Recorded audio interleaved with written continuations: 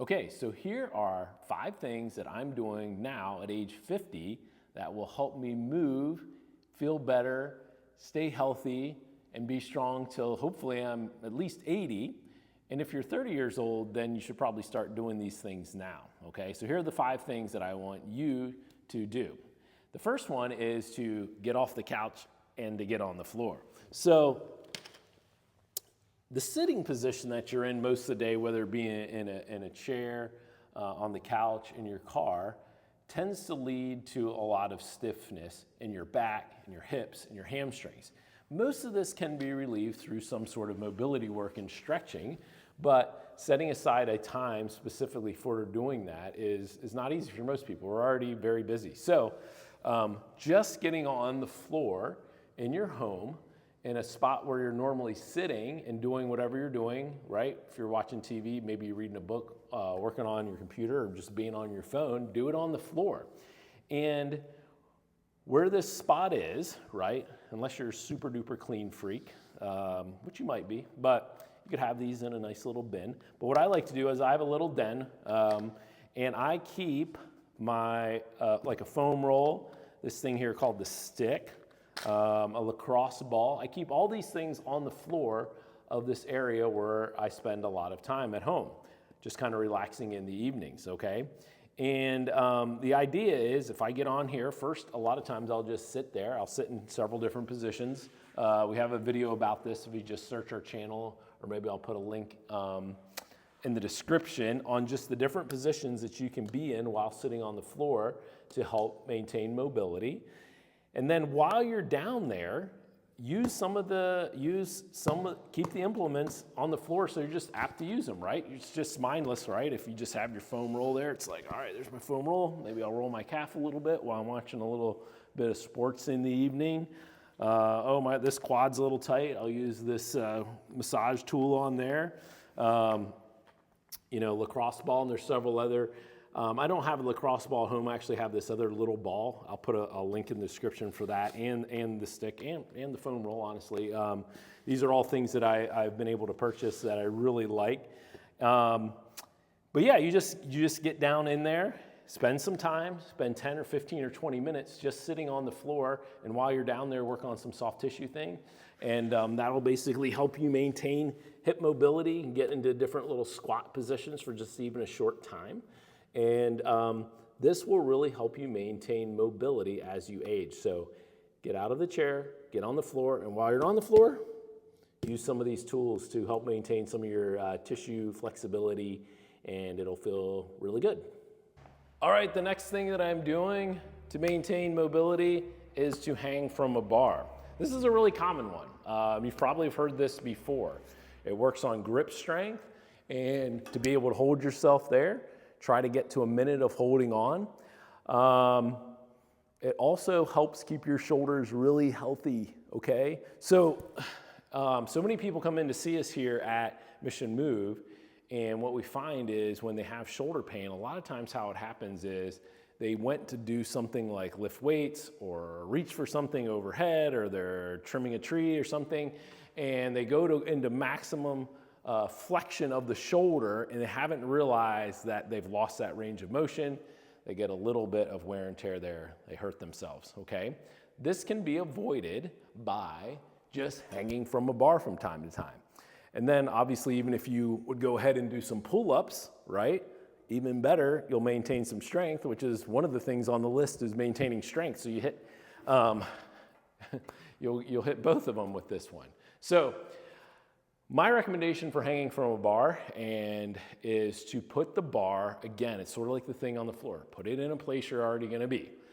I had a chin-up bar hanging in the garage when I was a kid, middle school, high school. If anyone in my family is watching this, they can attest that it is still there.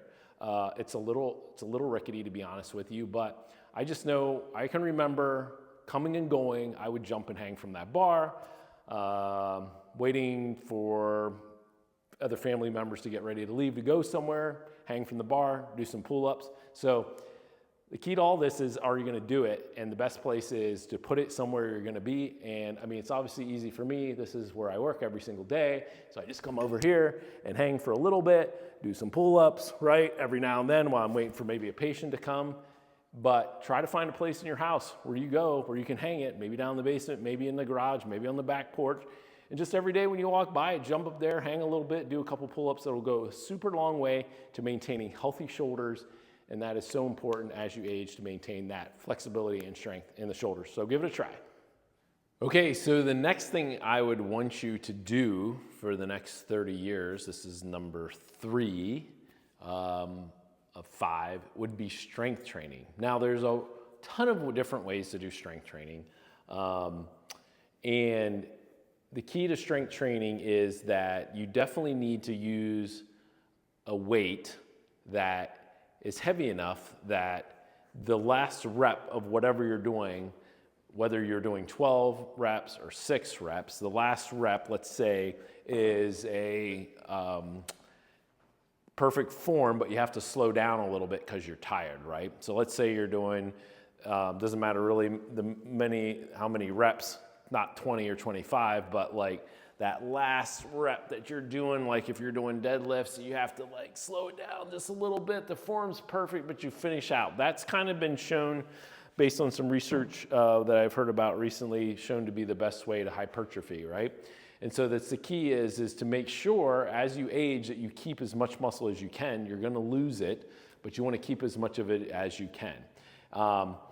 Getting the help of a trainer, a physical therapist is a great way to do strength training, making sure you know exactly what you're doing, using good form, and so that you don't get hurt, okay? And in this strength training part of this, number 3, of all those things, the Turkish get-up, right, which is, I've talked about this before, is my favorite, okay? So this would be like, the Turkish get-up could be like its own category almost, right? Because it incorporates strength and mobility. I love it so much. And so I'll show you it real quick, right? Turkish get-up is this.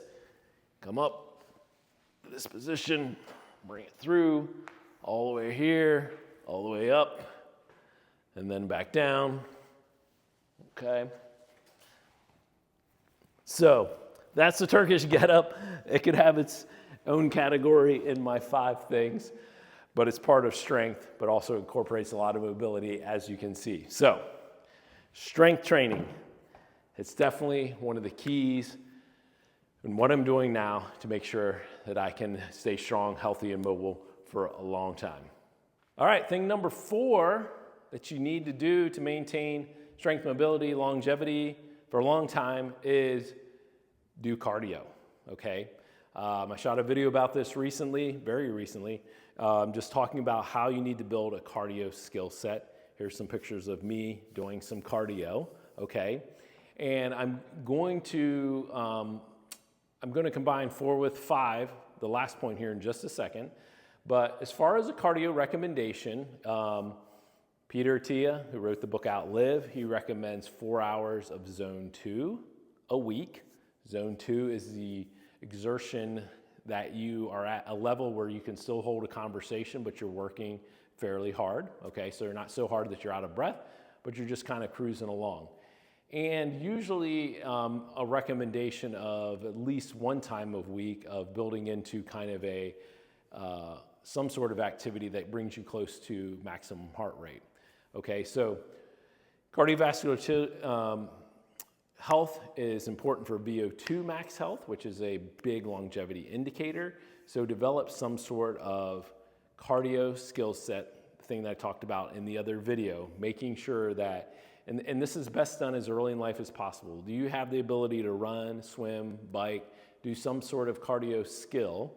And if you learn it early in life enough, you can carry it on throughout your entire life and always have that ability to do it.